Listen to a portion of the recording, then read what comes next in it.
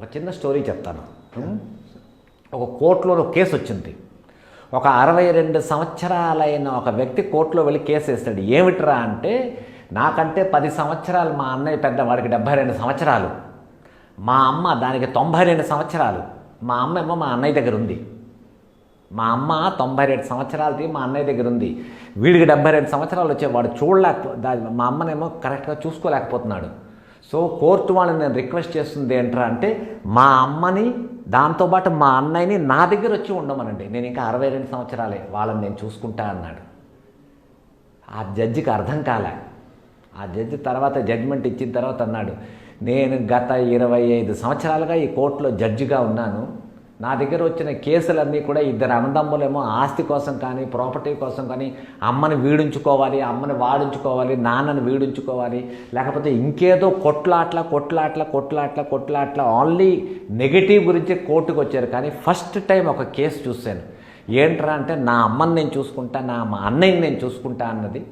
భేష్ కట్ చేస్తే ఇదే జడ్జి వాళ్ళ విలేజ్కి వెళ్ళాడు. విలేజ్కి వెళ్తే అక్కడ వాళ్ళ అన్నయ్య ఉన్నాడు. వాళ్ళ అన్నయ్య 80 వస్తున్నాడు. వాడి దగ్గరికి వెళ్ళి అన్నాడు, అన్నయ్య ఒక పని చేద్దాం, నువ్వు నాతో పాటు హైదరాబాద్ వచ్చి మన ఇద్దరం కలిసి ఉందాం. లేదు నువ్వు రానంటావా, నేను నా కోర్టు అక్కర్లేదు, నేను నీ దగ్గర వచ్చి ఉంటాను. సో అలా ఉండండి అన్నదమ్ములు. చిన్నప్పుడేమో అమ్మ దగ్గర పడుకున్నప్పుడు అమ్మ నాకు కావాలని ఒకడేమో అమ్మాయి చేసుకుంటే, అమ్మ నాకు కావాలని ఒకడు, అమ్మ నాకు కావాలి అనేసి ఇద్దరు కొట్టుకుంటారు. ఇదే వీళ్ళు పెద్ద అయిపోయిన తర్వాత అమ్మ నువ్వు ఉంచుకో, అమ్మ నాకు అక్కర్లేదు, అమ్మ నువ్వు ఉంచుకో, అమ్మ నాకు అక్కర్లేదు అంటారు. వై? ఏమిటి చేంజ్ వచ్చేసింది మీలోని? ఏం లేదు కదా, మీరు పెద్ద అయ్యారు. ఏళ్ళు ఎగసన బుద్ధి దిగసన అంటారు. ఏళ్ళు వస్తున్న కొద్దీ బుద్ధి పెరగాలి, కానీ ఏళ్ళు వస్తున్న కొద్దీ జనాల బుద్ధి దిగిపోతున్నది. ఆ అమ్మను పనిచేసుకుంటారు. వాళ్ళ ఒక్క మాట రివైండ్ చేసుకుని వెళ్ళండి. మీరు చిన్నప్పుడు మీ అమ్మని మీరు వదలకుండా ఉండేవారు, మీ అమ్మ పెడితేనే తినేవారు, మీ అమ్మ పక్కనే పడుకునేవారు. అలాంటి అమ్మని మీకు పాలు పెంచి తన రక్తాన్ని పాల్లో మార్చి పెంచితేనేమో పెద్ద అయిపోయిన తర్వాత మీ అమ్మను ఎందుకు షేరింగ్ చేద్దాం అనుకుంటున్నారు, ఎందుకు వద్దనుకుంటున్నారు? What is this? మీ దగ్గర డబ్బు ఉందనా? డబ్బు ఉంటే మీ అమ్మకి డబ్బు అక్కర్లే, మీ అమ్మకి నువ్వు కావాలి ఎప్పుడైనా. సో ఈ విషయాలు ఏంటంటే, ఇది ఆధ్యాత్మిక ఆర్ డివోషనల్ అలాంటిది కాదు. ఇది ఒక మనిషి తాలూకా బేసిక్ నేచర్. ఇది నేను స్టడీ చేస్తున్నాను. ఇవాళ రోజులో ఎందుకు మనకి ఇంతలా తక్కువ అయిపోతున్నది? ఇప్పుడు ఇంకో విషయం చెప్తాను మీ అందరికీ, వినండి. ఎక్కడైనా ఫంక్షన్ అయింది, బాబాయ్ తాలూకా కూతురికి పెళ్ళి. సో బాబాయ్ కూతురు పెళ్ళి అయినప్పుడు ఈ వైఫ్ హస్బెండ్ వెళ్ళిపోతారు, పిల్లలు తీసుకెళ్ళరు. ఎందుకు? అక్కడ బాబాయ్ కూతురు పెళ్ళి కదమ్మా, మీరు ఎందుకు రావక్కర్లేదు, తీసుకెళ్ళండి ఫంక్షన్స్కి, మీ పిల్లల్ని తీసుకెళ్ళండి. మీ పిల్లల్ని ఫంక్షన్కి తీసుకొని వెళ్తేనే బాబాయ్ అంటే ఎవడో వాళ్ళకి తెలుస్తుంది, మావయ్య అంటే తెలుస్తుంది, పిన్నమ్మ తెలుస్తుంది, అత్తమ్మ తెలుస్తుంది, వాళ్ళ పిల్లలు ఎవడో తెలుస్తారు. రేపటి రోజులోనే మీరు పోతారు. పోయిన తర్వాత మీ పిల్లల్ని మీ ఫ్యామిలీలో ఎవరి దగ్గరికి తీసుకెళ్ళలేదు. ఈ పిల్లలిద్దరూ వేరేగా ఉండిపోతారు. ఒకడు అమెరికాలో, ఒకడు రష్యాలో ఉంటాడు. వాడికి మన రిలేటివ్స్ ఎవ్వరూ చుట్టాలు తెలియదు. What else? వాడు ఒక్కడో అయిపోతాడు. ఏకాకి జీవితం నాది. అది మీ పిల్లలకి రానీకండి. మీ పిల్లల్ని మీ చుట్టరికాలు మొత్తం చెప్పండి వాళ్ళకి. ఏయ్, ఇదిగో బాబాయ్ కొడుకు నీకు తమ్ముడు అవుతాడు, ఇదిగో అత్తమ్మ కొడుకు నీకు బావ అవుతాడు, చెప్పండి వాళ్ళకి.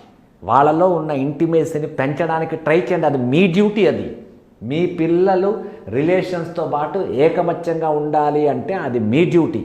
మీరే మీ పిల్లల్ని ఎక్కడికి తీసుకెళ్ళకుండా చిన్నప్పటి నుంచి తాతమ్మ దగ్గరికి నువ్వేం వెళ్ళక్కర్లేదురా, తాతగారి దగ్గరికి, అమ్మమ్మ ఎందుకు పంపించండి, మీ తాత దగ్గరికి పంపించండి. వేసవి సెలవులు వచ్చే హాలిడేస్ ఇచ్చారా, విలేజ్కి పంపించండి పిల్లల్ని. అక్కడ తాత ఉంటే, మా అమ్మ ఉంటే, అమ్మమ్మ ఉంటే, మావయ్యలు ఉంటే వాళ్ళ దగ్గర ఉంటారు. వాళ్ళు ఎఫెక్షన్ పెరుగుతుంది. Other than love and affection ఇంకేమీ లేదు సార్. డబ్బు సంపాదించారు అంటే మీ దగ్గర డబ్బు రాగానే మీ దగ్గర చీడ పురుగులు వస్తాయి 10 మంది. ఇప్పుడున్న యూత్కి చెప్తున్నాను, మీ రిలేటివ్స్ మీరు వద్దు, నేను ఒక్కడనే ఉంటాను, 24 గంటలు మొబైల్లో చూసుకుంటాను, ఈ మొబైల్లో వాట్సాప్ పంపిస్తాను, లైక్స్ పంపిస్తాను, షేర్ పంపిస్తాను. What else? ఎవరికైనా హ్యాపీ బర్త్డే వచ్చిందంటే హ్యాపీ బర్త్డే ఒక నవ్వు పంపిస్తారు. వాడికి ఫోన్ చేయండి. మీ ఫ్రెండ్ అయినా సరే, మీ రిలేటివ్ అయినా సరే ఫోన్ చేయండి. ఫోన్ చేసేప్పుడు, ఏయ్ హ్యాపీ బర్త్డే రా డూడ్, ఏం చేస్తున్నావు? ఎస్. ఎక్కడున్నావు? లాస్ ఏంజలస్లోనా? ఈవినింగ్ ప్రోగ్రామ్ ఏంటి? మాట్లాడండి. మాట్లాడితే ఇప్పుడు నేను ఇదే మాట్లాడింది, ఈ ఎక్స్ప్రెషన్స్ వాడికి అర్థం అవుతాయి. There is a intimacy developing. రేపటి రోజుల్లో మీరు నన్ను తిట్టుకోవచ్చు, ఈ సత్యప్రకాష్ ఏంటి రిలేషన్ డెవలప్ చేయమని చెప్తున్నాడు ఏంటి అని. బట్ రిలేషన్స్ అన్నది కావాలి. రిలేషన్స్ లేకుండా ఈ మనిషి మీద, ఈ భూమి మీద మనిషి అన్నవాడు ఏకైక అయిపోతాడు. A man alone is a mad man.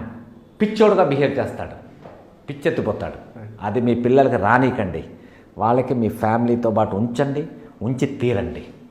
మీకు అర్థమైతే మంచిది, లేదైతే మీ కర్మ, దానికి నేనేం చేయలేను.